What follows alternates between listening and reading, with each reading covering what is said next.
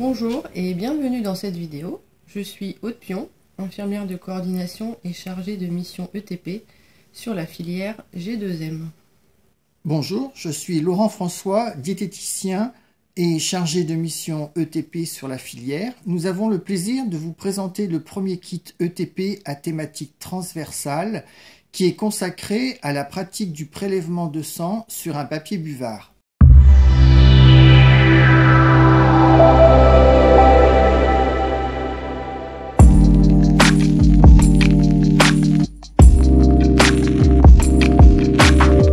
Je vais commencer par vous faire un petit rappel concernant cette action filière qui a débuté maintenant depuis un an.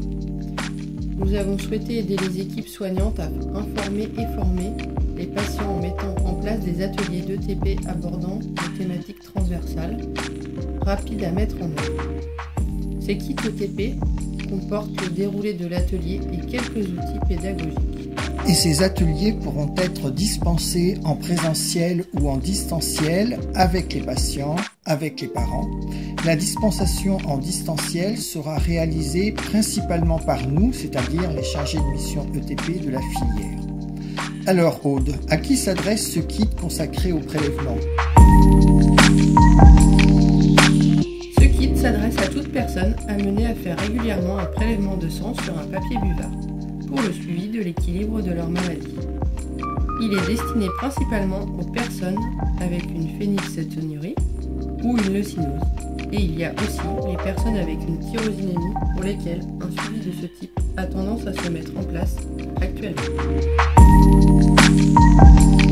Certains patients et parents ont des difficultés pour réaliser le prélèvement et faire un buvard conforme aux recommandations des biochimistes. En effet, une quantité de sang est nécessaire pour pouvoir effectuer le dosage et rendre un résultat le plus fiable possible. Et il faut savoir que ce papier buvard est justement calibré pour recevoir une certaine quantité de sang. On comprend donc l'importance de bien réaliser le prélèvement. Et maintenant, peux-tu nous en dire plus sur le déroulé des ateliers et les outils pédagogiques?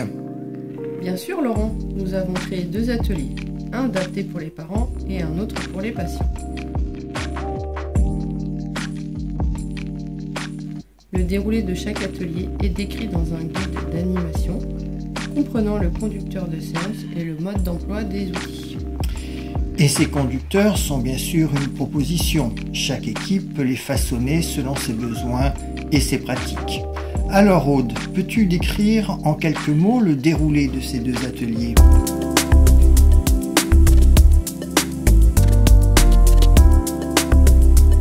On propose aux participants de visionner tout d'abord la vidéo d'un tutoriel.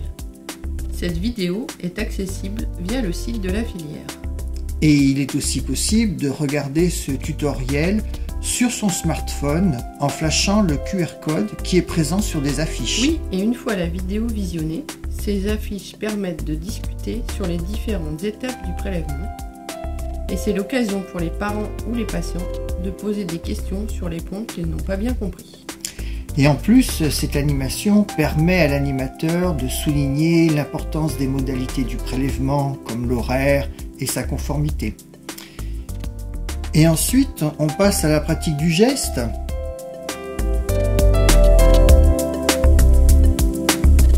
La première fois, les parents peuvent éprouver des difficultés pour piquer leur bébé. Il est important qu'ils maîtrisent bien le geste avant de prélever leur enfant. C'est pour cette raison qu'on leur apprend la technique d'abord sur une tierce personne, un parent ou un soignant. Puis on les accompagne pour prélever leur propre enfant. Et alors, suite à cette démonstration pratique, vous leur remettez des documents? Tout à fait Laurent. Nous avons un dépliant adapté pour les parents, un pour les patients adolescents et un autre adapté pour les patients adultes.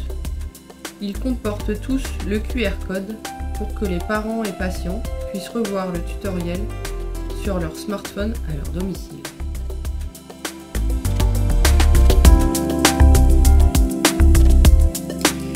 Et en dehors de ces dépliants, est-ce qu'il y a d'autres outils? Oui, Laurent, on a créé une animation avec un jeu de 23 cartes qui permet de faire réfléchir les patients d'une part sur le matériel à réunir avant de faire le prélèvement et d'autre part sur la chronologie logique des gestes.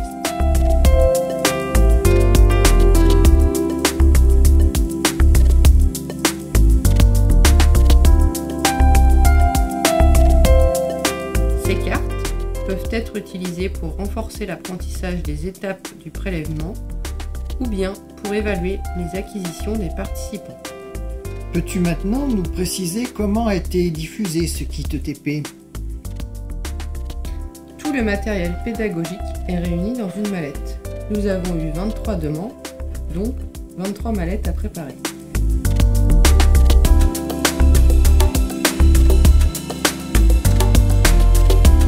Elles ont été expédiées début décembre vers les centres maladies rares demandeurs, dont 2 expéditions vers l'outre-mer. Il s'agit de la Réunion et de la Guyane.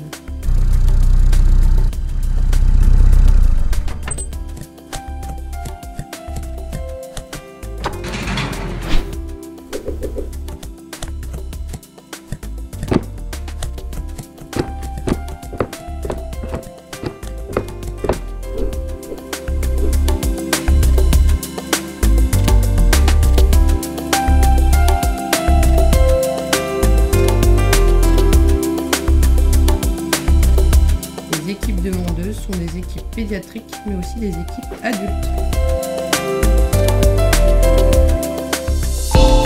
Nous allons conclure cette vidéo en remerciant bien sûr tous les soignants qui ont participé à la création de ce kit, c'est-à-dire les infirmières et le parent expert de l'équipe de Rennes pour la conception du jeu de cartes, et l'unité transversale d'éducation thérapeutique de l'hôpital Necker pour son aide à la rédaction des conducteurs de séance. Un grand merci également à tous les acteurs de la filière qui ont bien voulu participer à sa validation. À très bientôt pour un prochain kit ETP. À bientôt!